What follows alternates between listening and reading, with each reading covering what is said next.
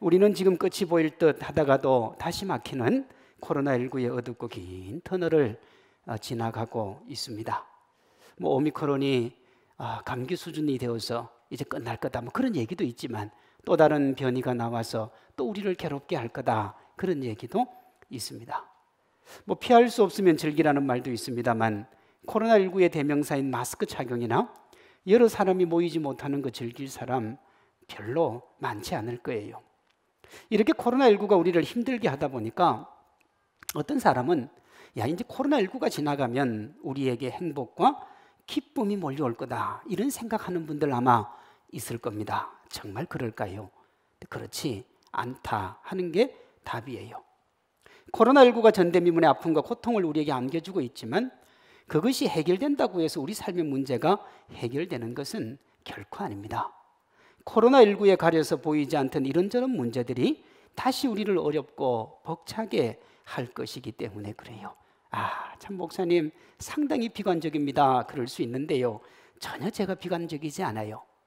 매년 12월이면 우리 사회 최고의 지성인들인 교수님들이 한 해 동안 우리 사회의 모습을 사자성어로 발표를 합니다. 2001년부터 올해까지 21년째 이어지고 있는데, 제가 그 21개 사자성어를 한번 찾아봤는데요, 전부 부정적인 말입니다. 다시요, 21년째 부정적인 말이에요. 볼까요? 이렇게 되어 있습니다. 쭉 한번 보시면 제가 그 중에 노란 것만 몇 개 얘기를 드리겠습니다. 2001년이 오리무중입니다. 그게 뭐냐 그러면 사회가 뒤죽박죽이었다 이 말입니다. 2001년에 2005년이 상하하택입니다. 배반과 분열의 사회였다 그렇게 진단을 했어요. 2009년이 방기곡경, 목적 성취를 위해 수단과 방법을 가리지 않은 사회였다 하는 거예요. 2013년 도행 역시 옳고 그름을 떠나서 자기가 원하는 것만 추구하고 살아갔던 사회였다 그랬어요. 2017년 파사현정, 악한 것을 부수고 생각을 바르게 한다. 이건 괜찮지요. 악한 거 부수고 생각 바르게 하니까. 근데 이때 뭐가 있었죠? 우리나라에 대통령 탄핵이 있었습니다. 다 똑같아요 여러분, 다 똑같아요. 지난 20년 우리 사회는 매년 우울하고 힘이 들었습니다. 올해도 예외가 아니에요. 올해 교수님들이 선정한 사자성어가 묘서 동처입니다. 고양이하고 쥐가 같이 이게 조화롭게 사는 거예요. 사실은 말이 안 돼요. 중국 당나라 역사서인 구당서에 이게 나오는데, 쥐가 고양이 젖을 빨고 있는데 고양이가 쥐를 해치지 않는 거예요. 보통 쥐는 뭔가를 훔치는 도둑에, 고양이는 쥐를 잡는 동물로 여겨집니다. 고양이와 쥐가 함께 있다는 것은 도둑을 잡아야 될 경찰이 도둑과 한통속이 되어 있다 이 말. 여기에서 가장 큰 영향을 많이 미친 게 뭐냐 그러면 한국토지공사 임직원들의 땅 투기 사건과 대장동 사건이 여기 들어 있습니다. 이 묘서 동처예요. 어떤 교수가 이걸 하면서 이렇게 얘기했어요. 우리 사회는 지금 2판 4판 막 나가는 나라다 그랬어요. 2판 4판이다. 2등을 한 한자성어가 코로나19로 피곤하고 힘든 한 해였다 하는 인곤마핍. 말도 힘들고 사람도 힘들어요. 근데 코로나로 힘들었던 게 2등이고 그것보다 더 힘든 게 뭐라는 거예요? 이게 고양이하고 쥐하고 뒤죽박죽 모여서 자기 이익을 위해서는 아군이 적군도 되고 적군도 아군이 되는 그런 사회였다는 겁니다. 주어진 삶의 현실이 코로나보다 더 힘들고 아프고 어렵고 고통스러운 걸 보여주는 사자성어가 묘서 동처입니다. 오늘 본문의 말씀을 받는 유대인들도 지금 우리처럼요, 이래저래 지치고 뭔가를 해볼 엄두도 내지 못하는 현실을 살았습니다. 우리는 고작 한 수십 년 그렇게 살았는데, 이때 당시에 이스라엘 민족은 얼마를 그렇게 살았느냐 그러면 무려요 한 600년 이상을 그렇게 살았습니다. BC 586년 남유다가 바벨론에게 망하지요. 그리고 이 바벨론이 페르시아, 그리스의 알렉산더 대왕, 그리고 로마로 이어지는 여러 제국의 흥망성쇠에도 불구하고 유대인들은 독립을 가지지 못합니다. 끊임없는 속국과 포로 생활로 더 힘들어지고 있었어요. 피곤한 생활, 곤고한 생활, 힘들고 답답한 생활, 그렇게 모두가 지치고 피곤해 있는 상황 가운데 있는 이들에게 예수님이 오늘 본문 말씀을 하신 겁니다. 17절에 보면 예수님이 이사야의 글을 받았습니다. 그때는 두루마리니까 이사야의 글을 딱 받았어요. 받고 예수님이 그 책에서 18절, 19절 말씀을 일부러 찾으신 겁니다. 이건 무슨 얘기냐 그러면 예수님이 의도적으로 그 말씀을 찾으신 거예요. 내가 너희에게 정말로 이 축복을 주겠다고 하는 약속을 가지고 찾았던 말씀, 그 약속이 18절에 나옵니다. 포로된 자에게 자유를, 눈먼 자에게 다시 보게 함을 전파하며 눌린 자를 자유롭게 하는 겁니다. 지금 유대인들이 눌려 있는데, 지금 유대인들이 힘든데, 어려운데 내가 너희에게 자유 주고 행복 주고 기쁨 주고 일으켜 세워 주겠다는 거예요. 그러면서 주님이 19절에 뭐라고 하냐면 그걸 주의 은혜의 해다, 그렇게 말씀을 하세요. 예수님의 이 말씀을 들은 사람들은요, 자기 귀를 의심했을 겁니다. 왜냐하면 우리는 사실요, 하나님의 은혜라는 말을 너무 많이 들었기 때문에 은혜 좋지, 은혜가 와야지 그러는데, 여기 나오는 주의 은혜의 해라는 말은요, 정말 이스라엘 민족에게는 기다리고 기다리고 또 기다리던 말씀이거든요. 그걸 보여주는 게 뭐냐면 20절에 회당에 있는 자들이 다 주목하여 보더라 하는 겁니다. 여러분, 왜 유대인들이 주의 은혜의 해라는 말에 귀를 기울이고 놀랐을까요? 예수님이 왜 굳이 그 말씀을 그들에게 하셨을까요? 그것은요, 주의 은혜의 해가 모든 문제를 해결할 유일한 길이기 때문에 그렇습니다. 예수님이 선포하신 주의 은혜의 출처가 이사야서 61장 2절이거든요. 거기에는 뭐라고 나오느냐 그러면 여호와의 은혜의 해라고 나옵니다. 궁금하지 않습니까? 여호와의 은혜의 해가 도대체 뭐길래 600년 이상 포기하고 살았던 인생, 소망 없이 살았던 인생, 내가 오늘 먹고 살기 위해 정말 힘써 달리던 그 사람들이 반응을 했느냐 하는 겁니다. 이 이사야 61장을 이해하려면 레위기 25장으로 다시 한번 올라가야 됩니다. 레위기 25장에 보면 아주 특별한 해가 하나 나옵니다. 하나님은 그것을 어떤 고통과 아픔 중에 있어도 회복과 기쁨을 맛보는 희년이라 그랬습니다. 들어보셨습니까? 이 희년법이 여기에서 나옵니다. 하나님이 정하신 쉼이 있습니다. 안식일이 첫 번째고요. 그 다음에 안식년이 있습니다. 우리가 예전에 목사님들 안식년도 하고 그랬잖아요. 그러니까 7일의 안식일, 7년의 안식년. 그렇게 7번의 안식년이 지난 그 다음에, 그러니까 77이 49잖아요. 49 다음에 50년이 되는 7월 10일을 속죄일이라고 그래가지고 속죄일에 나팔을 붑니다. 그때부터 1년 동안 뭐가 시작되느냐 그러면 희년이라는 게 시작이 됩니다. 희년의 본질이 뭐냐 그러면 그 어떤 문제, 어떤 아픔, 어떤 고통에 있어도 다시 시작해 하는 날, 그게 희년입니다.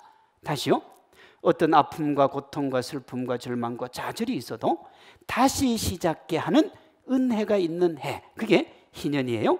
레위기 25장 10절입니다. 너희는 50년째 해를 거룩하게 하여 그 땅에 있는 모든 주민을 위하여 자유를 공포하라.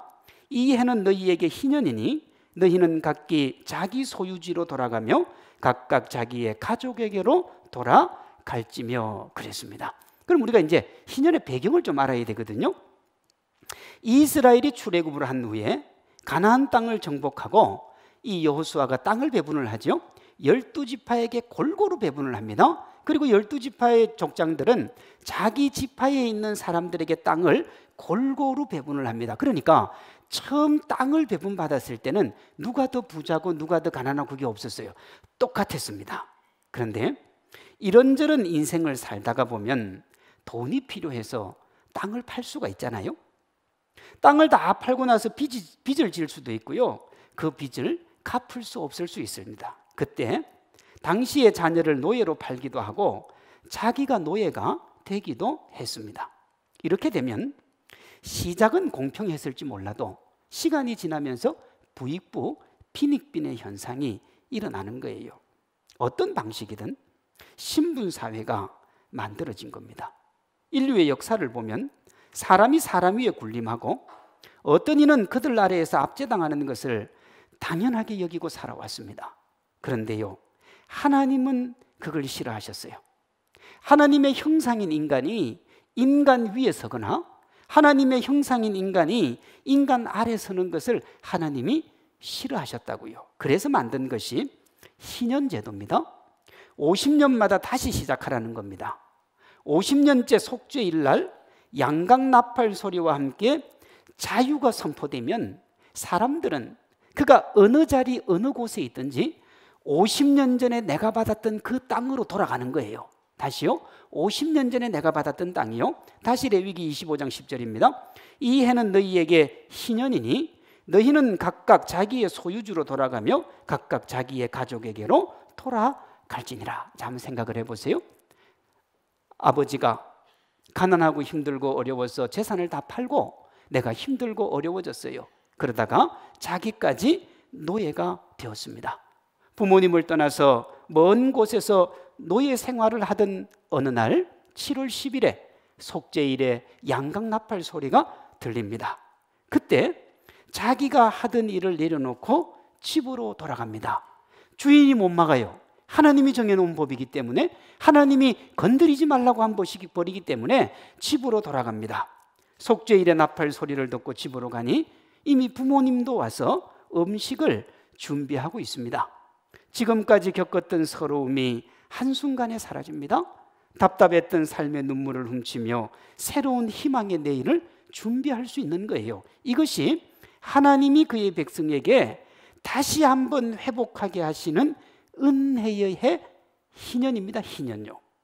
하나님이 이 제도를 만들어 두셨는데요, 이스라엘 역사에 한 번도 이 양강나팔 소리가 울린 적이 없습니다. 왜 그렇겠습니까, 여러분? 왜 그렇겠어요? 가진 자들이 내어놓으려고 하겠습니까?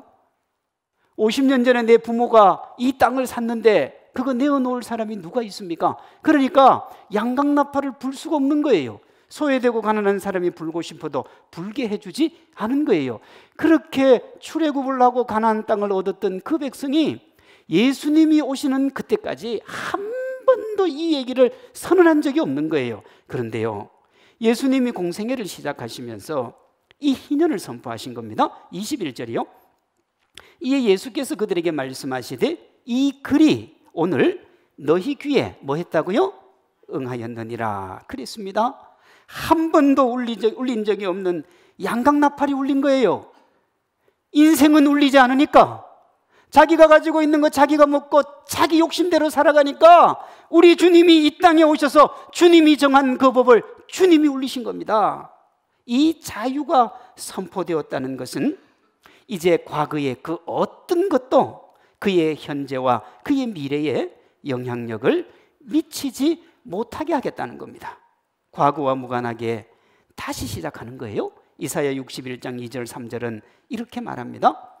여호와의 은혜의 해와 우리 하나님의 보복의 날을 선포하여 모든 슬픈 자를 위로하며 무릇 시온에서 슬퍼하는 자에게 화관을 주어 그 죄를 대신하며, 슬퍼하는 자에게 화관을 주시고요, 기쁨의 기름으로 그 슬픔을 대신하며 찬송의 옷으로 그 근심을 대신하시고 그들이 의의 나무 곧 여호와께서 심으신 그 영광을 나타낼 자라 일컬음을 받게 하려 하심이라 그랬습니다. 무슨 말입니까? 우리에게 어떤 슬픔이 있든지 하나님께서 뭐 해주시겠다는 거예요? 위로해 주시겠다는 거예요. 슬픔을 기쁨으로 바꾸시고 찬양의 옷을 주시며 하나님이 주시는 축복의 주인공 되게 해 주시겠다는 겁니다. 이때 과거가 절대로 우리의 발목을 잡지 않습니다. 하나님이 그렇게 해 주시겠다는 거예요. 요즘 우리가 알고 있는 것처럼 젊은이들은 부모님 잘못 만나서 내가 인생을 너무 고생한다, 수저계획 없는 얘기하고요, 내가 부동산에 투자하고 자기의 전부를 걸어서 비트코인 투자했는데 요새 또 비트코인이 또 폭락을 합니다. 왜 이런 현상이 생기느냐 하면 과거에 다 발목이 잡혀 있어서 그렇습니다. 내가 아무리 열심히 살고 오늘 현재를 최선을 다해 살아도 힘들고 어려운 거예요. 부모 잘못 만나면 고생한다는 생각이 팽배해 있습니다. 그런데 주님이 그 모든 것들을 뛰어넘게 해주겠다. 그게 뭐냐 그러면 은혜의 해입니다. 우리가 이 땅에서 겪는 대부분의 고통과 아픔이 뭐하고 연결되어 있느냐? 지난 과거와 연결되어 있습니다. 우리의 현재와 미래를 잡고 있는 게 지금 우리를 힘들게 하는 과거인 경우가 참 많아요. 요즘 TV에 보면 말입니다, 오디션 프로그램이 참 많습니다. 예전에는 오디션 하면 10대, 20대 초반의 어린 아이들, 청소년들, 젊은이들이 성공의 문을 여는 기회였습니다. 그런데 요즘은 많이 달라졌어요. 일례로요, 얼마 전에 끝난 국민가수라는 오디션, 여러분 보셨습니까? 시청률이 19%, 20%니까 제일 높은 겁니다. 그런데 거기에서 1등한 사람이 누구냐 그러면 평생을 무명 가수로 활동한 50살 가수가 1등을 했습니다. 그러니까 평생을 가수를 한 거예요. 지난 12월 중순쯤인가 싱 어게인이라고 하는 오디션 프로그램을 제가 본 적이 있습니다. 거기 보니까요, 수년에서 수십 년 동안 가수 생활을 하던 사람이, 심사위원들조차도 존경하는 사람이 자기가 참가자로 나왔습니다. 재밌잖아요. 심사위원들이 존경하는 사람이에요. 근데 그 사람이 참가자로 나왔어요. 나와가지고 그분이 말을 하는데 제가 진짜 마음이 짠했습니다. 그가 이렇게 얘기했어요. 이제 자신에게 음악은 더 이상 꿈이 아닌 현실이 되어서 나왔다는 겁니다. 이 말 이해하시겠습니까?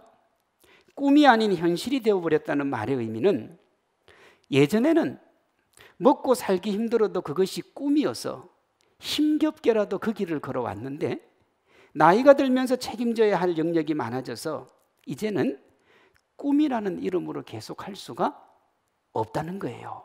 꿈이라는 이름으로. 아무리 꿈이 있어도 먹고 살아야 되니까 그렇게 좋다고 할 수 있는 게 아니라는 거예요. 그래서 오디션 프로그램에 나와가지고 1등, 2등을 하면 돈방석에 오르니까 그제서야 내가 내 꿈을 펼쳐갈 수 있다는 겁니다. 꿈만 가지고 살 수 없는 세상. 그렇다고 꿈을 내려놓기는 죽기보다 싫었던 사람들. 꿈도 가지고 가고 현실도 이기는 방법. 그래서 그런 오디션 프로그램에 나오는 거예요. 그분의 말입니다. 계속 음악을 하려면 무명이 아니라 유명인이 되어야 됩니다. 그래요. 이 말을 하고 자기 볼가에 눈물이 타더라고요. 여러분 이해하십니까? 계속 음악을 하려면 유명인이 되어야 된다는 거예요. 웬만한 용기 가지고 그렇게 할 수 없지요. 정말 엄청난 용기가 필요합니다. 죽기보다 내려놓기 싫은 것이 음악을 하는 것이고, 그것보다 더 힘든 게 뭐냐 그러면 오디션 프로그램에 참가해서 후배들에게 자신의 노래를 심사받는 겁니다. 이를 뒤집어 보면 그만큼 그렇게 할 수밖에 없을 만큼 그분의 삶이 고단하고 힘이 든 겁니다. 그 힘들고 고단한 삶을 이겨보기 위해서 거기 나왔는데요, 그날 그분이 탈락을 했어요. 떨어졌어요. 귀에 줄만 하잖아요.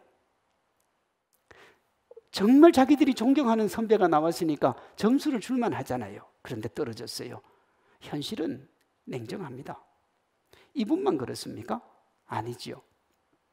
정도와 강도의 차이가 있을지 모르지만 삶을 살아가는 이는 누구라도 고단하고 힘이 듭니다. 그리고 그 아픔과 고통을 이겨갈 길이 보이지 않습니다. 우리에게 코로나19로 인한 정서적, 경제적 상황이 그렇습니다. 건강이나 외로움, 인간관계, 이런저런 상황들이 그래요. 어떻게 헤어나올 수 있는 길이 막막해서 자포자기하는 거예요.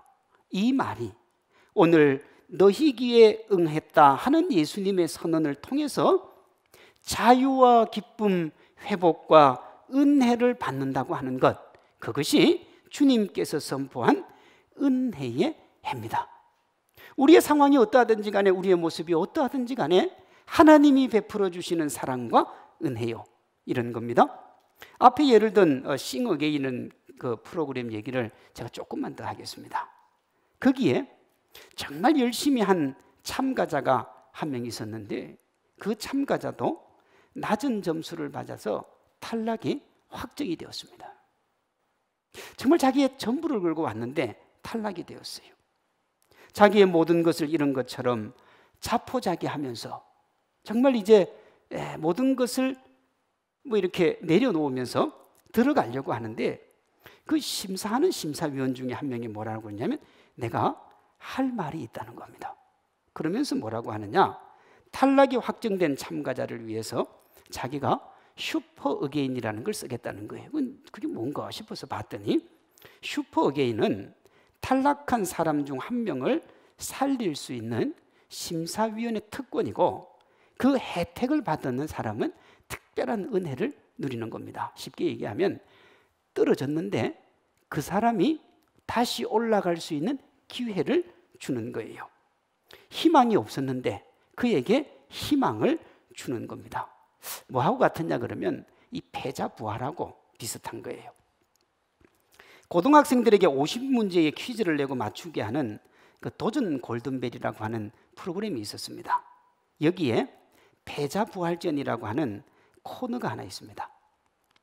100명의 학생으로 시작을 하는데 한 20문제가 넘어서면 많은 아이들이 떨어지기 시작을 해요. 그래서 몇 명밖에 남지를 않습니다. 그때 떨어진 학생을 살려주기 위해서 선생님들이요 이런저런 모습으로 망가집니다. 그렇게 해서 떨어진 학생들에게 기회를 한 번 더 줘요. 그게 패자부활전입니다. 패자부활전에서 다시 시작하는 학생. 자, 이 학생은요 20문제 가운데 떨어졌던 학생이에요. 그리고 패자부활전에서 다시 살아났어요. 그 학생들 중에 50문제를 모두 맞추어서 골든벨을 울리는 아이들이 적지 않습니다. 자 보세요. 그때 골든벨을 울린 학생이 50문제 다 맞췄다고 장학금도 주고 어학연수 비용도 대어주고 엄청난 특권을 줍니다. 그럼 제가 여쭤볼게요. 그 학생이 실제 50문제 다 맞췄습니까? 아니잖아요. 중간에 한번 떨어졌어요. 거기 올라갈 자격 자체가 없어요. 그런데 패자부활을 통해서 다시 올라갈 기회를 준 겁니다. 특별한 은혜지요. 예수님이 선포한 은혜의 해가 이와 같습니다. 예수님이 의도적으로 은혜의 해의 본문을 찾아서 읽으시고 그 말씀이 오늘 우리에게 임했다고 하셨습니다. 이것은 예수님이 우리의 회복을 위해 십자가의 속죄양이 되시겠다는 그 결의를 그대로 보여주신 거예요. 나아가 우리에게 다시 일어설 기회를 주시겠다는 선언을 하신 겁니다. 예수님이 십자가에서 피를 내어 놓으시고 우리에게 주신 이 은혜의 해는 반드시 우리가 이길 수밖에 없는 패자부활전입니다. 예수님이 다시 주시는 패자부활전은 반드시 이기기 위해 준비된 거예요. 세상의 패자부활은요 동등한 기회를 한 번 더 주는 겁니다. 한 번 더 줬는데 반드시 이긴다는 보장은 없어요. 난관에 봉착하면 다시 실패할 수도 있습니다. 그러나 예수님이 다시 주시는 패자부활전은 달라요. 우리 예수님이 자신의 생명을 내어놓으시면서 주신 것이기 때문에 어떤 상황에 우리가 처해도 반드시 이기는 게임이에요. 그것이 주님이 주시는 은혜입니다. 사방이 우겨 쌓인 절망적인 상황에서도 반드시 이기게 해주시는 거예요. 회복과 기쁨을 약속하신 하나님의 동행이요. 한번 우리가 다니엘을 보세요. 진퇴양난으로 사자굴에 들어가서 패자가 된 것 같지만 결국 하나님의 은혜로 완벽한 승리자가 됩니다.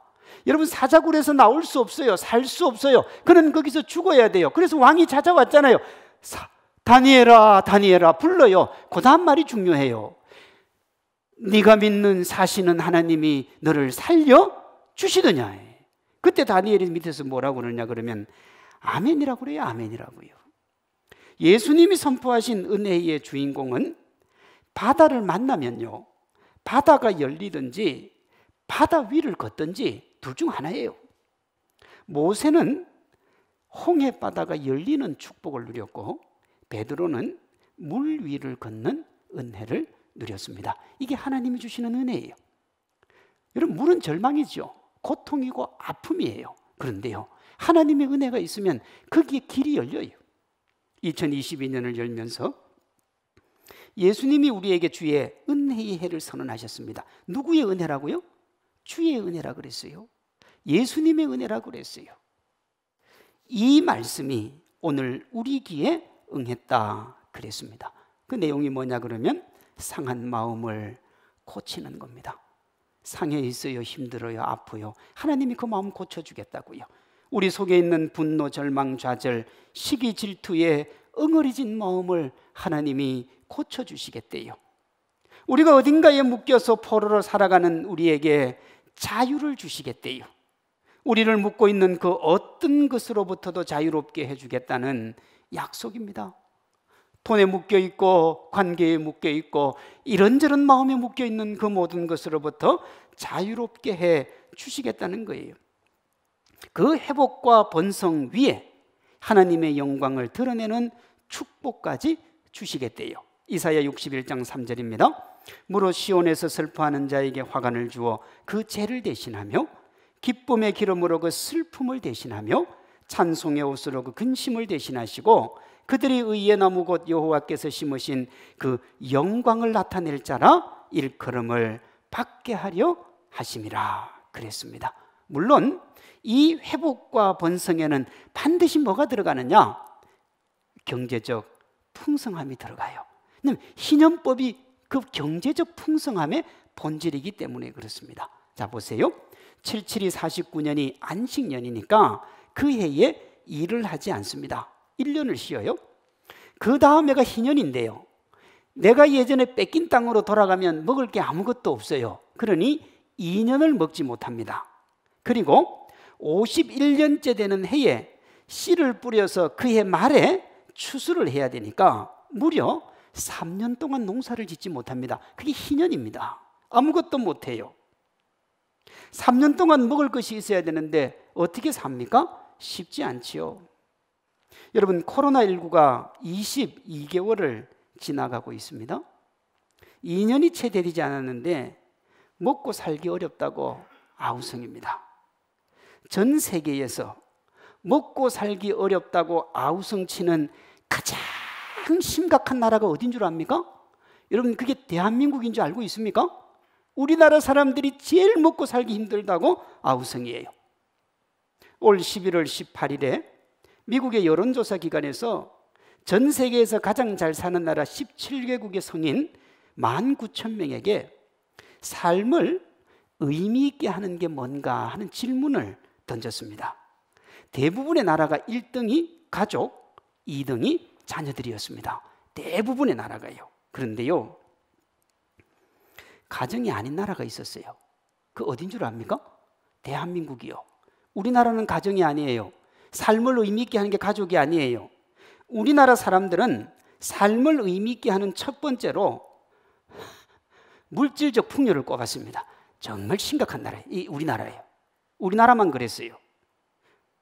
부끄럽지만 현실이에요. 인정하기 싫지요. 할 수 없어요. 여러분, 우리의 젊은이들이 돈이 없어서 결혼을 하지 않습니다. 돈이 없어서 자녀를 낳지 않아요. 일확천금을 바라보고 부동산, 주식, 비트코인, 알트코인에 자신의 전부를 던집니다. 뭐 아니면 도예요. 전부 물질입니다. 아무리 우리 각자가 그렇지 않다고 해도 드러난 현실이 그래요. 그런데 하나님이 뭐라고 하시느냐? 이 문제 내가 해결해 주겠다면 내가. 레위기 25장 20절 22절입니다. 만일 너희가 말하기를 우리가 만일 7째 해에 심지도 못하고 소출을 거두지도 못하면 우리가 무엇을 먹으리요 하겠으나 내가 명령하여 6째 해에 내 복을 너희에게 주어 그 소출이 3년 동안 쓰기에 족하게 하리라. 너희가 8째 해에는 파종하려니와 묵은 소출을 먹을 것이며 9째 해에 그 땅의 소출이 돌아오기까지 너희는 묵은 것을 먹으리라 그랬습니다. 내가 너희에게 3년 먹을 거 주겠다는 겁니다. 굶어도 내가 너희에게 채워주겠다는 겁니다. 여러분 알고 계세요? 공교롭게도 내년이 코로나19로 삶의 상당 부분이 엉망진창이 된 3년째입니다. 내년이 3년째예요. 예수님이 고단한 시간 보내고 답답한 미래 바라보고 힘겨운 오늘을 걷는 우리에게 뭐라고 하느냐? 은혜와 축복을 약속하십니다. 우리가 원하는 것을 얻고 그것을 누리게 해주시겠다고 말씀하시는 거예요. 이것은 지금 우리를 향한 회복과 번성, 그리고 그것을 누리게 해주는 기쁨에 대한 약속인 줄로 믿습니다. 예수님이 어떤 상황에 처해도 새롭게 하시고 다시 시작해 하시는, 마음이 상한 자를 고치며 포로된 자에게 자유를, 갇힌 자에게 노임을 선포하며 슬픔을 화관의 기쁨으로 대신하며 하나님의 영광을 나타내는 이가 되게 해주실 이 귀한 말씀, 아멘으로 받는 우리 모두 되기를 소망합니다. 그 아멘이 우리의 삶이 되고 우리의 기쁨이 되고 우리의 즐거움이 되어서 2022년 차고 넘치는 은혜의 해로 만드는 축복의 주인공들 되시기를 주님의 이름으로 축원합니다.